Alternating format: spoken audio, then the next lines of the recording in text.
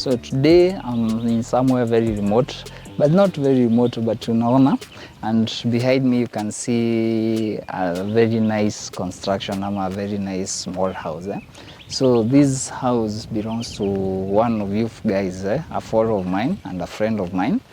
Now, as you can see, it has some similarities with the one that I built, the yangu.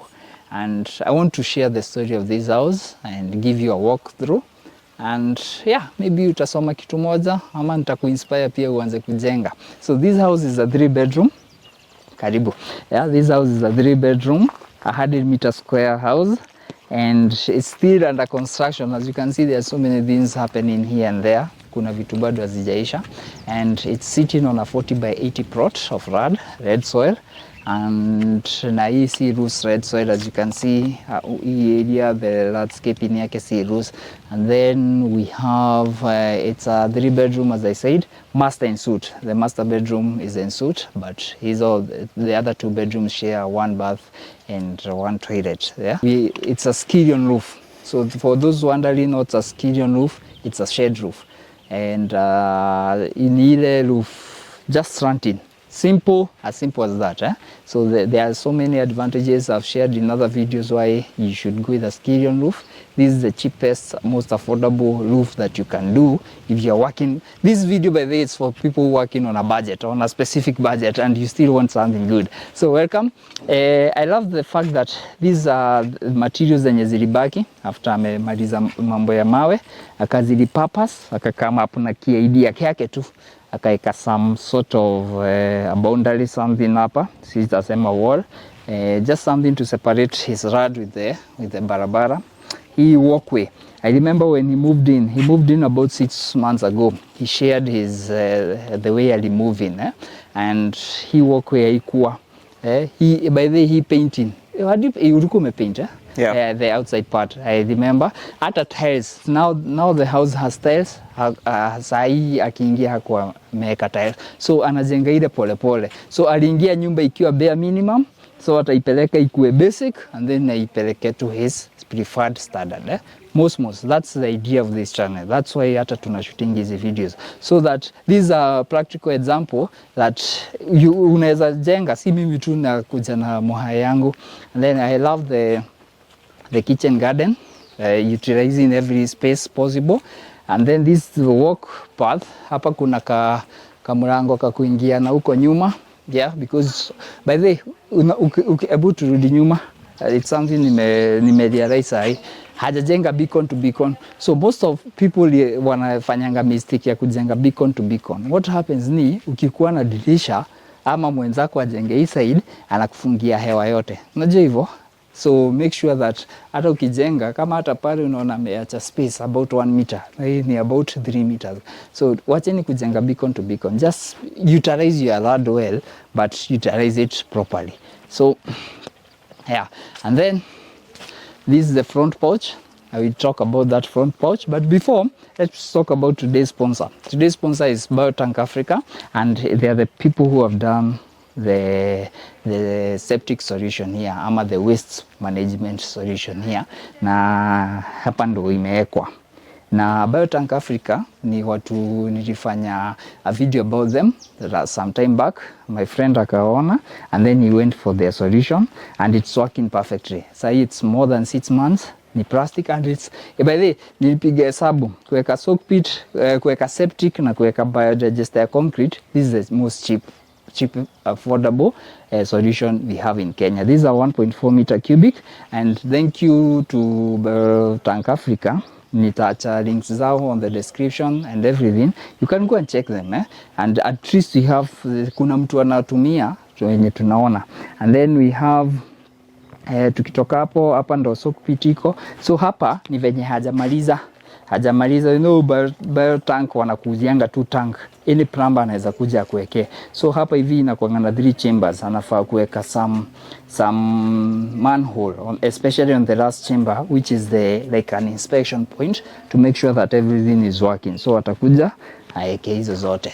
And then you have the front porch. So the initial design, I will share the initial design here. haikuwa inakaa hivi. Ni jamaa wangu alikama hapa akasema let me redesign it, nijipatie front porch and then nijipatie some place ya a gazebo. So place anaweza kuwa na because this place has good sceneries. Let me show you what he decided. And then akarimodel na wakaunda hii part Acha nikuonyesha. So the idea here is to have a spiral staircase. Yeah. And then another thing nimerealize the advantage uko na hii sasa, hata kuaccess mabati yako itakuwa easier. Hata kukiwa na issue, hata let's assume uko na leakage ama kakitu kanafanyika of which I'm not praying for any leakage ama uko na shida ya solar, assessing it is very easy. And now he came up with this portion where alikata tu akakata tu akavuta ka portion na akakakoroga, which looks very nice guys. Acha niwaonyeshe hapa.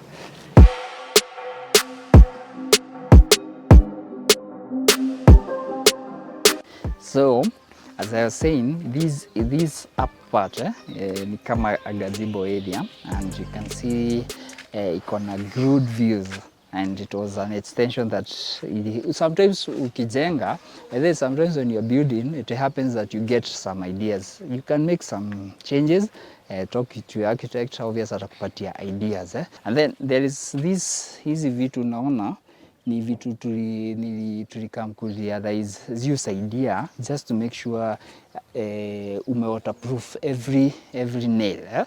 Juu sometimes unapatanga hiyo ako karaba unauzio siku hizi are not very efficient. By the way, this is something if you are considering having uko na place ya kwenda juu na unajenga an affordable house, this is something that you can unaweza amua kujenga ka kitu kama kadogo. And then one thing I would advise is always waterproof it. Umerealize hapo chini ina sip some water. So hapa hivi akona tiles zimebaki, atakuja achape hizo tiles hapa. Unaweza waterproof na terrazzo or something else, but always try to waterproof it. The front porch is big, spacious and seamlessly connected to the main house. They went for 40 by 40 trifold tiles that will cost you about 800 shillings per square meter. Once inside, you are welcomed by a well-lit space with high ceilings and white walls. That white isn't the final paint, by the way. It's just the skimming coat and undercoat. The painting will be done later. Now, the floor in the inside of the house, we have Picasso wood finish tiles. And as you can see, they are of more premium quality than the ones on the porch. These will set you back about 1,700 per box of 8, which is roughly 1,200 shillings per square meter. The open plan living area feels even bigger thanks to the high ceilings and massive windows. I love the way that they have filled the living area with plants, and this brings this place to life. The kitchen is open and divided by a custom island. The breakfast table is a thick pine slab paired with practical concrete countertops tiled with white 60 by 60 tiles. By the way, if you are familiar with my house, I went for black tiles in my kitchen. Here they have went with plain white. And they have a kitchen island. I don't have a kitchen island. And as we speak, after I made the tour of this house, inspired me to build my own wooden kitchen island. The kitchen layout includes space for a cooker with dedicated spots for the fridge and a washing machine.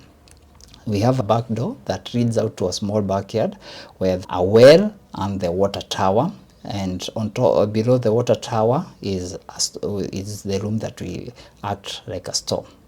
Instead of a corridor, there is a large utility area that hosts the solar system and connects all the room. To the right, there is a small bedroom currently set up as a study. Next is the master en suite, spacious, and as you can see, the bathroom is yet to be finished, and there is no wardrobes, just some steel hanging rods.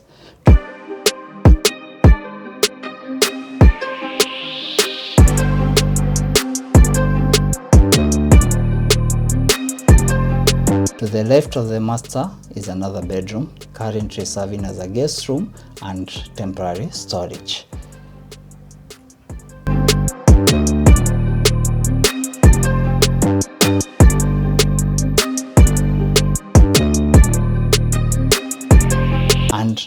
far left, there is a clean, functional bathroom.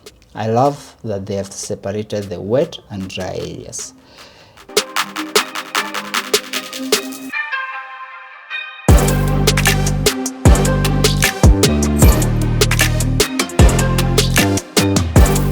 So, construction of this house started in April, and by November last year, they had moved in, but with the bare minimum. Improvements have been done step by step. There is a very huge solar system here, and the house is completely off-grid. They are self-sufficient with water and also with electricity. So the solar system, as you can see, is a 5 kilowatts solar system with 8 panels and a lithium ion battery. There is a 50-foot well deep and a 10,000 liter underground tank and a concrete tower with a 3,000 liter tank on top. So for the off-grid cost, these, as it is today, it is set them back about 650,000. That is 350 for the solar, and that's excluding the wiring of the house, and 300,000 for the water system. And the water system is yet to be completed. If you're building on a budget, this is how you do it. Prioritize what you need, build in stages, and make every step count. Including the off-grid setup, their current cost is about 3.2 million, with the final estimate expected to be north of 4 million Kenya shillings. Now, if you loved watching this video, do us a favor by liking the video below, subscribe for more, and drop a comment. Would you live in a house like this yourself? If you're working on a budget, build smart, build for you. Thank you.